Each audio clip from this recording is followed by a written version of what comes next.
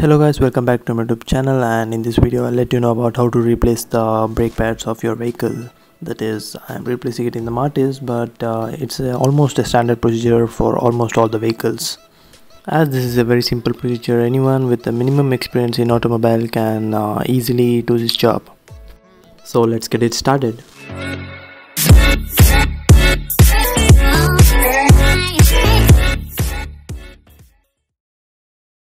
The brake pads has a life of around 30 to 40,000 kilometers, after which you can hear a squeaking or squealing noise when the brake is applied. You can see that I have already jacked up the car using the hydraulic jack and supported it with jack stands. I have placed the jack stand, one at the recommended position below the front door and the other one near the front door arm support. There is no need to place two jack stands. Instead, you can just do this job using your scissor jack, which is provided by the company itself. I use two jack stands because the parking spot in my place is quite inclined, so just to be safe. Now let's get to the real deal. You can also see that I have already removed the wheel, which was held by these 4 bolts, and the spanner for it is also given by the company itself, so that should not be a problem for you. Once the wheel is out, the next thing you see is the beautiful brake system arrangement in Matiz, or whichever car you are working on. Matiz, even though being a compact car, it has the best design and a mechanic friendly vehicle. Also, its quality is not compromised. Get your steering to the extreme right position so that it will be easier to access the bolts from behind the caliper. My brake disc has a lot of rust accumulated on it as I was working during the rainy season and I haven't used the car much. Use a spanner and remove these 2 bolts which is attached to the guide pin of the caliper. I used the minimum amount of WD-40 to loosen the bolts. For those who don't know about WD-40, it's just a penetrating fluid which acts like a lubricating oil also. Once both the bolts are loose, you can easily slide your caliper to the top and you can see the brake pads. My old brake pads are almost worn out. As you can see, one side of the brake pad is almost worn out, but the other brake pad is still having some meat on it. This seems that the caliper is not floating with reference to the guide pin. That means that the guide pin must have been heavily jammed. So we'll remove the guide pins and also grease it. This is a new set of brake pad which had 4 pieces totally, 2 for the passenger side and 2 for the driver side. It costed me 900 Indian rupees for the whole set. This is the guide pin which I was talking about.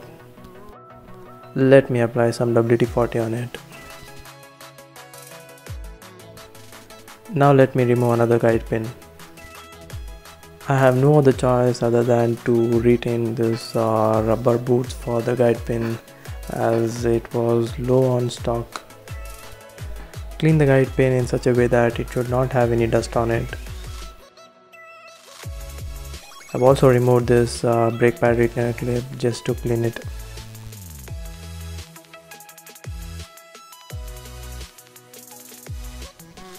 Just clean the surrounding of the brake as much as possible.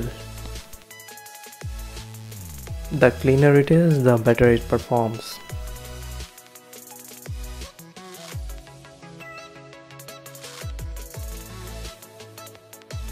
Now let's get to the important part. C-clamp is the one major thing you need to have to get this job done correctly. I'm using the C-clamp to compress the caliper piston. You need to be double sure that there is no sharp objects present at the wall of the piston so that it might enter into the brake caliper and starts leaking the brake fluid. Cleaning is the one way to remove the dust around the caliper piston. You have to compress the caliper piston because as and when the brake pad wear out, the piston keeps on expanding, and when you're about to add in new pads, it needs to be compressed. Compressing the caliper piston might increase the brake fluid in the reservoir, so keep an eye on it. Once you are done with compressing the brake caliper piston completely, you can go ahead and assemble the other parts.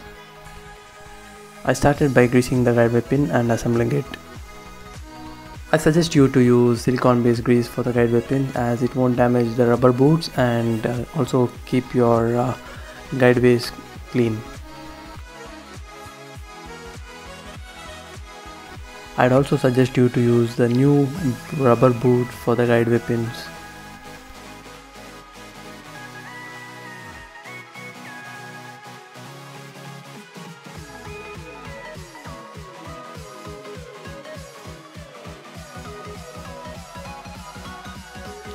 Use the thread locker for the guideway bolt to lock the caliper.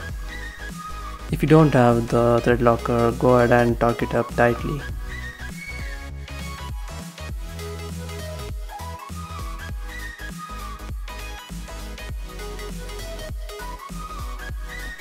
Once the assembly is done, do your final inspection by spinning the disc and check if there is anything obstructing or rattling. If not, then go ahead and install the wheel. Torque up these 4 wheel nuts in a crisscross pattern, and once it's done, jack down your vehicle by installing a temporary jack and removing the permanent jacks. As you saw that a person with a basic knowledge of removing and replacing the spare wheel can do this brake pad replacement job. Trust me, I completed this job within half an hour for one side, and the other side will take just another half an hour. So that's it for today guys. I hope this video gave you confidence to replace your own vehicle brake pads. Stay safe, healthy, and don't forget to adapt social distancing in your lifestyle to fight against corona. So thank you and cheers.